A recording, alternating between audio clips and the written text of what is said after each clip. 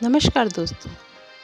आज का हमारा विषय है 7 जन्मों का रिश्ता, शिव शक्ति का रिश्ता, या जिसे फ़ॉरेन में ट्विन फ्लेम भी कहा जाता है। ऐसे रिश्ते के बारे में आज मैं बात करने जा रही हूँ। तो दोस्तों, सबसे पहले मैं ये बताना चाहूँगी कि ट्विन फ्लेम है क्या। ट्विन फ्लेम ब्रह्मांड से निकली हुई एक बड़ी एनर्जी होती है जो कि धरती पर आकर 2 अलग अलग हिस्सों में बढ़ जाती हैं।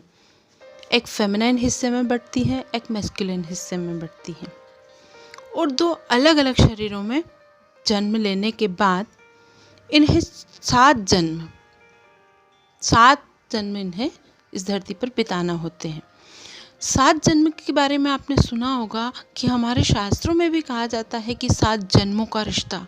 7 जन्मों का रिश्ते का मतलब यहाँ पर यही होता है कि उन्हें 6 जन्म, उन्हें दोनों को बार बार जन्म लेना पड़ता है, और 7वें जन्म में जाकर ये दोनों शक्ति, दोनों ऊर्जा वापस एक होती है और एक होकर इनका मोक्ष होता है। तो 7 जन्म तक ये अलग अलग जन्म लेते हैं, एक मैस्कुलिन में, एक फेमिनाइन में, एक मैस्कुलिन में, एक फेमिनाइन में, ऐसे इनका जन्म चलता रहता है। 7वें जन्म में इन दोनों ही शक्तियों को अपने जीवन में सब कुछ मिलता है, परंतु इनकी आत्मा कहीं न कहीं अपने आप को एक अधूरा सा महसूस करती है। इन्हें खुद भी पता नहीं होता है कि मेरे जीवन में क्या कमी है, पर इनको पूर्णतः संतोष इनके जीवन से नहीं मिलता है। सारी सुख सुविधाएं सब कुछ मिलने के बाद भी इनके जीवन में इन्हें बार बार एहसास होता रहता है कि कुछ कमी है, हमारे जीवन में कुछ कमी है। अब इस प्रकार इनके 6 जन्म बीत जाते हैं। किसी जन्म में फेमिनाइन की पहले मृत्यु हो रही, किसी में मैस्कुलाइन की पहले हो रही, किसी में किसका जन्म पहले हो रहा है, किसी में किसका हो रहा है। इस प्रकार 7वें जन्म तक जाते जाते इनकी उम्र में भी अंतर आ जाता है।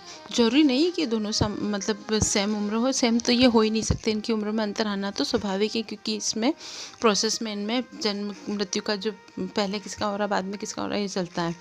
तो कभी कभी ये भी होता है कि फेमिनाइन बड़ी है, कभी मैस्कुलिन बड़ी है 7वें जन्म में जाकर। अब 7वें जन्म में भी क्या होता है कि इन लोगों के जो स्टार्टिंग प्रोसेस रहती है, जब इनका जन्म होता है तो ये लोग सभी सामान्य बच्चों की तरह बहुत ज़्यादा शार्प या बहुत ज़्यादा हर चीज़ में इन्वॉल्व होने वाले नहीं रहते हैं।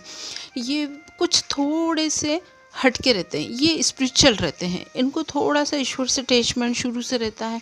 इन्हें कहीं ना कहीं अपने पूर्व जन्मों का आभास अंतर आत्मा को रहता है, परंतु शरीर के ऊपर या मन के ऊपर जो ये कर्मों की लहर है ये इन्हें जागृत नहीं होने देती है। इस प्रकार इनका जीवन कटता है। 25 साल 30 साल के आसपास आते आते इनको थोड़ा सा एहसास होने लगता है कि यार हमारा जीवन नॉर्मल जीवन नहीं है, हम थोड़े तो अलग हैं, कहीं तो कुछ तो है हमारे जीवन में जो हमें बार बार एहसास कराता है कि हमें कुछ खास उद्देश्य के लिए इस धरती पर हमने जन्म लिया है। तब जाकर ये फिर क्या करते हैं कि ये ईश्वर से प्रार्थना करना शुरू करते हैं कि हे ईश्वर, हमें हमारे जन्म का उद्देश्य बताएं। ईश्वर से अटैच होना शुरू करते हैं। जब ये ब्रह्मांड से अटैच होना शुरू करते हैं तो ब्रह्मांड इन्हें मार्गदर्शन करता है इनका। जब इनका मार्गदर्शन होने लगता है, थोड़े थोड़े इनको समझ आने लगती है, और इनके अदर काउंटर पार्ट से इनका यूनियन हो जाता है। मतलब जो इनकी दूसरी आत्मा मैस्कुलिन है उससे इनका मिलना हो जाता है किसी प्रकार। अब ये कुछ समय, थोड़ा सा अच्छा समय बिताते हैं, और उस समय बिताने के बाद इनमें फिर से एक सेपरेशन पीरियड आता है। वो सेपरेशन पीरियड क्यों आता है?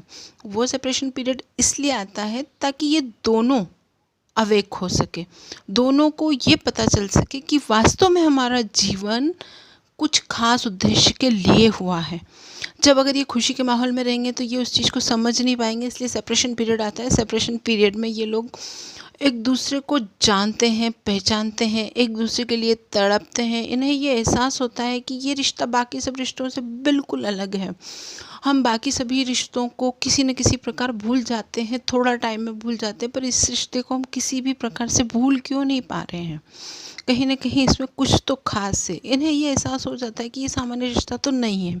अब नहीं है तो ये अपने आप ये स्पिरिचुअल होने लगते हैं, ये ईश्वर से अटैच होने लगते हैं। और जब ईश्वर से अटैच होने लगते हैं तो ईश्वर इनकी जितनी भी जीवन में, इनके स्वभाव में जितनी भी कमियां थी, उन कमियों को धीरे धीरे दूर करने के लिए इन्हें प्रेरणा देने लगता है। और ये अपने सभी, जैसे गुस्सा आना, ईगो रखना, अब किसी भी प्रकार का किसी से जो भी मन में द्वेष जलन भाव, ये सब धीरे धीरे धीरे धीरे ये ख़त्म कर देते हैं। जब इनका ये सब खत्म हो जाता है, इनकी आत्मा एकदम प्योर हो जाती है, परोपकार के लिए तैयार हो जाती है, तब जाकर इनका वापस से रीयूनियन होता है। और जब इन दोनों का रीयूनियन होता है तो ये दोनों आत्माएं एक साथ मिलकर ऐसा परोपकार का कार्य करती है कि दोनों की विश्व में ख्याति, दोनों की इतनी प्रसिद्धि होती है कि दोनों को देश विदेशों तक इनकी ख्याति बढ़ जाती है। और इस प्रकार ये परोपकार के कार्य करते हुए अंत में इनका मोक्ष हो जाता है। आज तो मैंने इस वीडियो के बारे में आपको शॉर्ट में सब कुछ समझा दिया। अगले वीडियो में मैं आपसे इस विषय पर, इसके एक छोटे विषय पर पूरी डिटेल में बात करना चाहूँगी कि कैसे जाने कि हम ट्विन फ्लेम क्या हैं, कैसे जाने कि हम कौन कौन ट्विन फ्लेम हैं, कैसे जाने कि वही हमारा असली ट्विन फ्लेम है ना। इन सब बातों के बारे में हम डिटेल में अगले वीडियो में बात करेंगे। तो धन्यवाद दोस्तों।